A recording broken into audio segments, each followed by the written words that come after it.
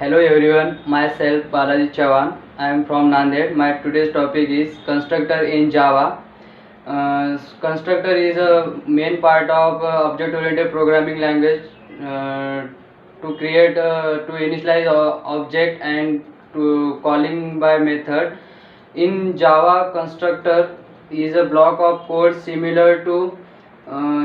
similar to the method and is called when called by an instance class is created in constructor and class at a time of calling constructor memory for the object is allocated in the heap memory.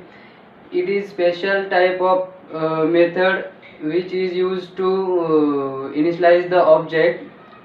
Every time object is created using a new keyword and at least one constructor is called, it is called it calls a default constructor if the no constructor is available in the class.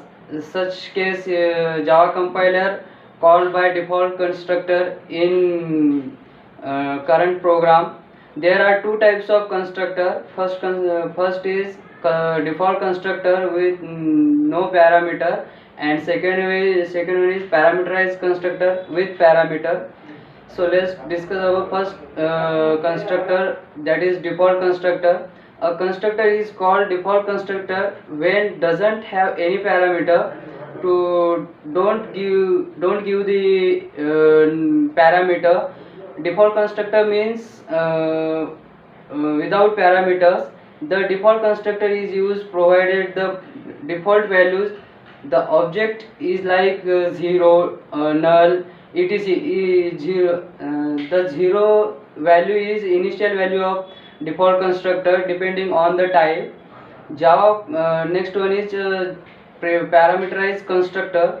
A constructor which is a specific number of parameter is called parameterized constructor. Parameterized constructor means give the parameter that like integer, float, char, etc.